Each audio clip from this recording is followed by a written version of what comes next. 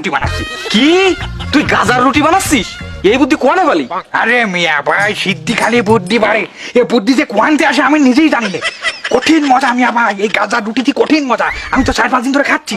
আবার ডাক্তার আমারে কইছে যে রুটির সাথে শাকসবজি খাতি। এই যে দেখো আমি এই যে গাজার সবজি রান্না করছি, কঠিন টেস্ট মিয়া ভাই। তুমি কিন্তু আজকে খাইয়ে যাবা আমার। তা তো খাবানি, কিন্তু আমার তো আবার একটু ডাইরেক্ট খাওয়া অভ্যাস। ডাইরেক্ট খাওয়া অভ্যাসটা তুমি ডাইরেক্ট খাবা? আমার কাছে কি গাজার অভাব আছে নাই? এই যে ওই যে শুয়াটি দিছি, এই যে বস্তা ভরা রয়েছে। ওই যে সময়টা নিয়ম হয়েছে যে ওই যে সূর্য উঠার আগে গাঁজা কিনে তুই হবে, ওই সময়টা আমি 6 মাসের স্টক করে রাখিছি। বাবা ওই সোয়ালে ঘুম ভাঙে উঠে গাঁজা কিনতে যা আমার পক্ষে সম্ভব হয় না। দাও বানাও। আরে এখন এই বানায় খাতে হবে? ও বানাতে সমস্যা না, দাঁড়াও আমার কাছে মনে একটা বানানো আছে। আমি ওই যে বিড়ি খাস আনান দিছি তো, এই নাও এই একটা আছে, এটা দাঁড়াও।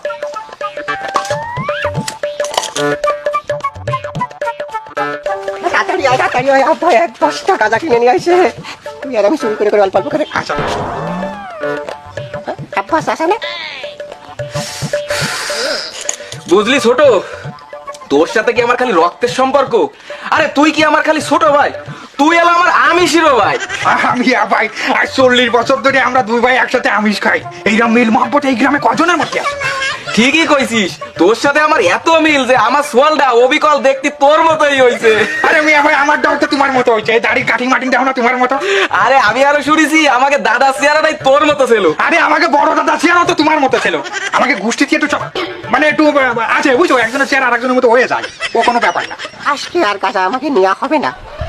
দুই ভাই মিলে বসে সারাদিন গল্প করবে আর গাঁজা খাবে, ওই গাঁজা আর চুরি করতে পারবে না। মিয়া ভাই আমি খাবো কি? আমার কাছে এক বিড়ি আছে, তা ওটা কি হবে?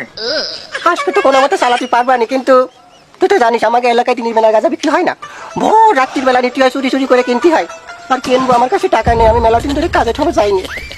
আচ্ছা সমস্যা নেই, তুমি সকালে যাই খালি সিরিয়াল ধরো, আমি টাকা নিয়ে আসবারে। পাক্কা? হ্যাঁ পাক্কা। চলো আমার কাছে একটা আছে, এই একটা আজকের মতো খাই। তাহলে তুই কিন্তু টাকা নিয়ে সময় মতো আসবে কিন্তু। আচ্ছা ঠিক আছে।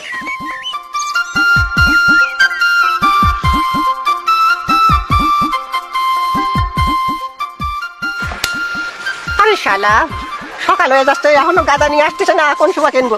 ওদিকে আমার কাছে টাকাও নেই। ছোটরে কলাম টাকা নিয়ে আসিস, আমার কিন্তু পকেট ফাঁকা। আজকে যে কি হবে না, দুইজনই আসে না। আরে বড় ভাই যে একবারে লাইনের মাথায়, সেই ছোট ভাই কই?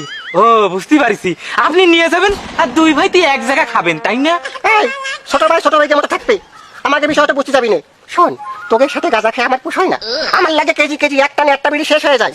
আর তোকে বংশ আর আমার বংশ কোথায় জানিস? আমাকে 14 গোষ্ঠী কবে একটা গাঁজা খেয়ে আসে, আমাকে লেভেলে এত লেভেলে একসাথে দেখা যায় না। শোন, আর একটা কথা বলি, আমি জানি তোরা কিনে খাওয়ার মতো তোর কাছে টাকা পয়সা থাকে না। কোনো সময় যদি তোর কাছে গাঁজা শর্ট পড়ে আমার কাছে চাকরি আসবি না, আমরা কিন্তু দেবো না, কোনো সময় দেবো না। এইসব আমার কাছে চাকরি আসবি, তোকে বংশ আমাকে বংশতে যায় না। ও মা, বড় ভাই এই দিন দিন না, সামনে আরো দিন আছে, আমরা দেখে নেব আপনি আমাদের কাছে আসেন কি না। তোমার ওই দিন আসবে না কোনো দিন, শুধু আমার কাছে কোনো সময় গাঁজা চাবা না, আমাকে বংশ তোকে তুমি সেই দোকানদার না? তুমি দোকান সেই জায়গা গাঁজা বেচতেছো, তোমার দোকানের কি হয়েছে? আরে তোমরা যে কাজটা করেছিস দুই ভাই, তাতে একটি দোকানদারি করা যায়। কি করছো দোকানদার? আমরা আবার দুই ভাই কি করলাম? কি ভুলে গেছিস? আমার গাজার বয়মটা নিয়ে তোরা দৌড় মারলি, সেই বিচার দিলাম মেম্বারের কাছে। মেম্বার কি করলো? আমার গাজা বেচাই বন্ধ করে দিল। দাও, দোকানটার দোষ কিন্তু শুধু আমার না, দোষ তোমার। আমরা তো তোমার কাছে কিনতে গেছিলাম, তুমি তো আমার কাছে